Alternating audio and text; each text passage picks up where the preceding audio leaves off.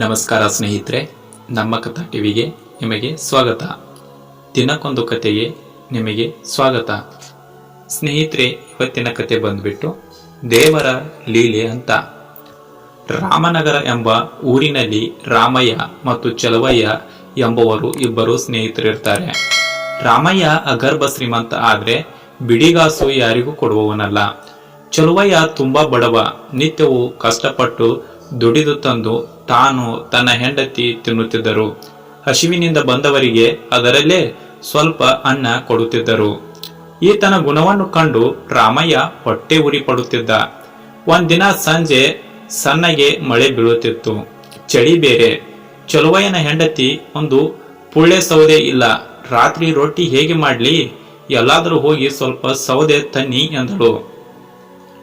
ಚಲುಮಯ್ಯ ಕೊಡಲಿ ಮತ್ತು ಬುಟ್ಟಿಯನ್ನು ತೆಗೆದುಕೊಂಡು ಊರಿಂದಾಚೆ ಹೋದ. ಅಲ್ಲಿ ಒಂದು ವನಮರ ಇತ್ತು. ಅದರ ಬುಡದಿಂದ 4 ಸೌದೆ ಒಯ್ಯೋಣವೆಂದು ಕೊಡಲಿ ಹಾಕಿದ ಏಟಿಗೆ ಟನ್ ಟನ್ ಎಂಬ ಶಬ್ದ ಬಂತು. ಮಣ್ಣು ತೆರೆದು ನೋಡಿದ. ಒಂದು ಬಿಂದಿಗೆ ತುಂಬಾ ಬೆಳ್ಳಿಯ ನಾಣ್ಯಗಳು. ಚಲುವಯ್ಯ ಸಾಕ್ಷಿತ ಬಿಂದುಗೆಯಿಂದ 2 ನಾಣ್ಯ ತೆಗೆದುಕೊಂಡು ಬಿಂದುಗೆಯನ್ನು ಹಾಗೆ ಮುಚ್ಚಿ ಮನೆಗೆ ಬಂದ. ಏನ್ರಿ, ಸೌದೆಯಲ್ಲಿ ಬರಿಗೆಯಲ್ಲಿ ಬಂದಿದ್ದೀರಲ್ಲ ಎಂದು ಹೆಂಡತಿ ಕೇಳಿದಳು. ಚಲುಮಯ್ಯ ನಡೆದ ಕಥೆಯನ್ನು ವಿವರವಾಗಿ ತಿಳಿಸಿದ. ಅದಕ್ಕೆ ಹೆಂಡತಿ, ಅಯ್ಯೋ, ನಿಮ್ಮ ಬುದ್ಧಿಗಿಷ್ಟು ಸಿಕ್ಕಿದ ಹಣ ಬಿಡ್ತಾರೇನ್ರಿ ಅಂದಳು.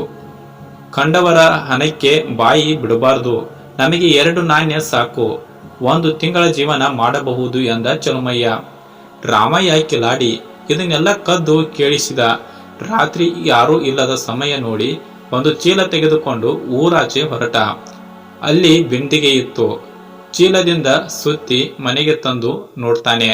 ಬಿಂದಿಗೆ ತುಂಬ ಹಾವು ಚೇಳುಗಳು ತುಂಬಿರ್ತವೆ.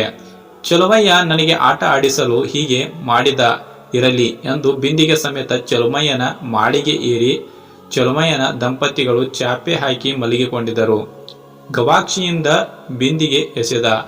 ಟನ್ ಟನ್ ಟನ್ ಎಂಬ ಮನೆಯೆಲ್ಲ ನಾಣ್ಯಗಳು ತುಂಬಿದವು. ಚಲುಮಯ್ಯ ಹೆಂಡತಿಗೆ ಹೇಳಿದ, ದೇವರು ಮನಸ್ಸು ಮಾಡಿದರೆ ನಮಗೆ ಸಂಪತ್ತು ತಲುಪಿಸುತ್ತಾನೆ, ಇದೇ ದೇವರ ಲೀಲೆ ಎಂದು ಹೆಂಡತಿಗೆ ಹೇಳಿದ. ಸ್ನೇಹಿತರೆ, ಕತೆ ಇದಾಗಿತ್ತು. ಈ ಕಥೆಯ ಅರ್ಥ ಇಷ್ಟೇ. ಒಬ್ಬ ವ್ಯಕ್ತಿಯಾಗಲಿ ಯಾರೇ ಆಗಲಿ ಬುದ್ಧಿ ಮತ್ತು ಭಾವನೆಗಳು ಸರಿ ಇದ್ದರೆ ಅವರಿಗೆ ಒಳ್ಳೆಯದೇ ಆಗೇ ಆಗುತ್ತದೆ ಎಂಬುದಕ್ಕೆ ಈ ಕತೆ ಒಂದು ಸಾಕ್ಷಿಯಾಗಿದೆ. ಕತೆ ಇಷ್ಟ ಆದರೆ ಲೈಕ್ ಮಾಡಿ, ಕಥೆಯ ಬಗ್ಗೆ ಅನಿಸಿಕೆನ ಕಮೆಂಟ್ ಮಾಡಿ. ಮತ್ತೆ ಮುಂದಿನ ಕಥೆಯಲ್ಲಿ ಸಿಗೋಣ. ನಮಸ್ಕಾರ.